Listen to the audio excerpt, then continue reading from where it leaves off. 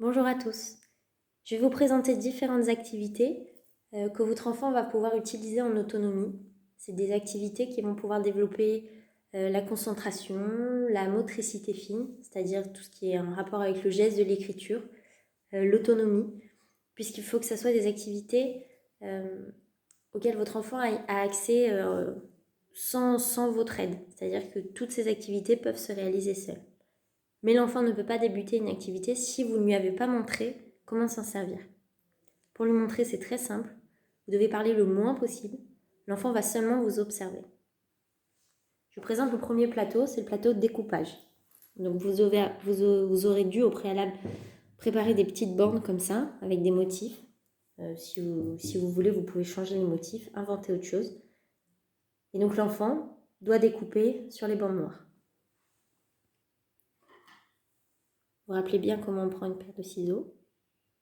Et tout simplement, vous lui montrez.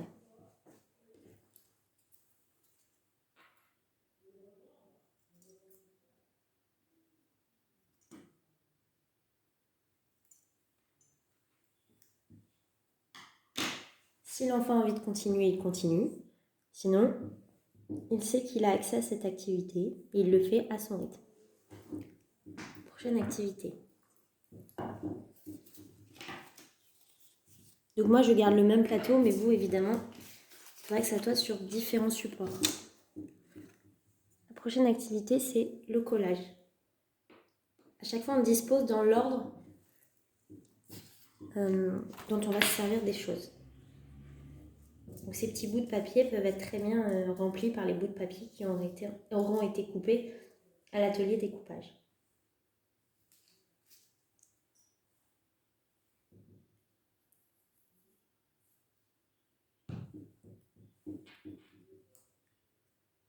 L'enfant peut contrôler seul son erreur, s'il y a la colle qui dépasse partout, ou si au contraire ça ne colle pas, ou si la croix dépasse.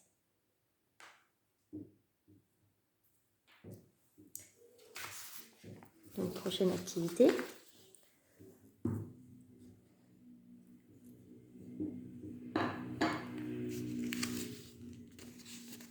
Ça va être une activité de pliage.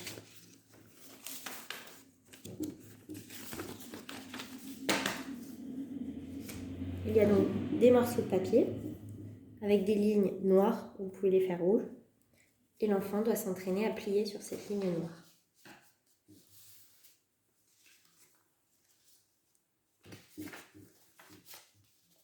Voilà, et une fois qu'il a tout plié, il va devoir remettre l'atelier correctement en place. Donc, je vous montre les différents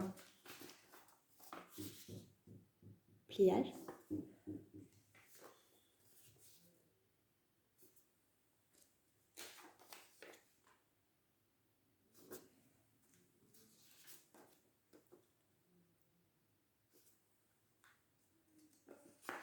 Ici, l'enfant doit ramener tous les coins au centre.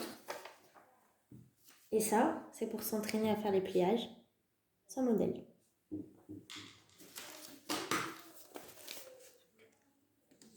Donc, les deux prochains ateliers que je vais vous montrer, c'est ce qui va développer justement la motricité fine. On va toujours installer dans le sens de l'écriture, c'est-à-dire de gauche à droite. Voilà comment est présenté le plateau. Ici, moi j'ai mis des petites boules.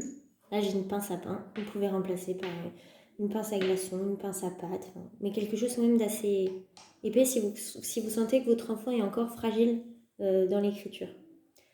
Là, vous pouvez mettre toutes sortes de boules ou même des pâtes, ça marche.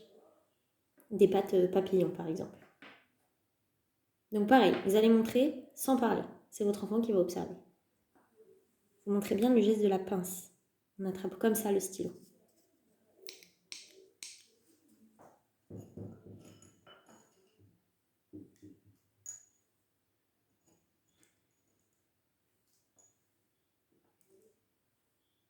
Voilà. Bon, moi je vais pas aller jusqu'au bout, sinon ça va être un peu long, mais vous, c'est important que vous lui montrez comment est-ce qu'on va jusqu'au bout.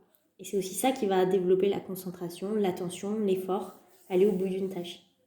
Quand il a terminé, c'est-à-dire quand tout a été transvasé dans l'autre bol, il peut tous les remettre. On remet toujours une activité de la façon dont on l'a trouvée.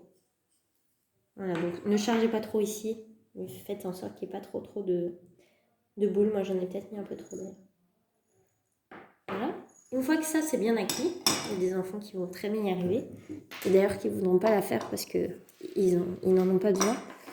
Vous pouvez passer à une étape un peu plus difficile. Cette fois, c'est des lentilles, donc c'est plus fin. Et c'est une pince à épiler, donc beaucoup plus fin. Voilà, moi j'ai mis là-dedans, mais vous pouvez mettre très bien dans des couvercles, par exemple de peau, de moutarde ou quoi, ça marche bien.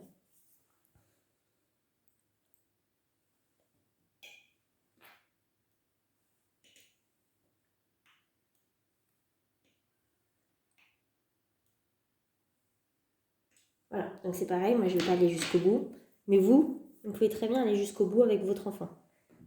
Et à la fin, vous lui dites, tu peux utiliser cette activité autant de fois que tu veux. S'il n'a pas envie, c'est pas la peine de forcer. Peut-être qu'il y a des enfants qui ont déjà ce geste et qui n'en ont pas besoin. Si vous sentez qu'il est fragile au niveau de l'écriture, c'est un très bon atelier. Donc quand il a terminé, il doit remettre l'atelier comme il l'a trouvé. Voilà, donc l'enfant peut contrôler son erreur avec les lentilles qui partent sur le côté. Et on remet toujours l'atelier aussi propre qu'on l'a trouvé.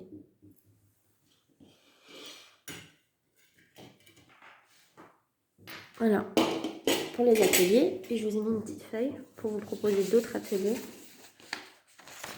Donc, je vous ai mis, vous pouvez remplacer par une pince à glaçons, des boules de coton, une boule à thé aussi. Plutôt que de plier des papiers, vous pouvez lui proposer de plier des bouts de tissu. Et enfin, vous pouvez préparer tout un plateau pour éplucher un fruit. Donc, vous mettez le fruit, vous mettez un épluche légumes, un couteau, une petite coupelle pour récupérer les épluchures et une coupelle pour récupérer ce qu'il va manger. Si vous mettez cet atelier en place, vous devez bien lui montrer comment on épluche le fruit, comment on coupe le fruit, et qu'après, il doit ranger l'atelier comme il l'a trouvé. Donc, vous pouvez même disposer une petite éponge. Je vais vous proposer d'autres ateliers ensuite, afin que l'enfant puisse avoir un peu ce temps d'activité libre qu'on avait en classe et qui développe vraiment son autonomie. Voilà, donc vous pouvez l'installer, cette petite étagère, par exemple, à activité de bipratique, avec des livres, avec des calculs, et il peut aller piocher dans ses activités. Mais il ne fait rien d'autre. Il n'a pas le droit à la tablette, pas le droit à la télé, pas le droit à ses jeux. Là, c'est le temps d'activité. Bon, je vais vous proposer d'autres activités qui arrivent dès jeudi, afin de fournir un peu le temps d'autonomie. Voilà, je vous souhaite une bonne soirée.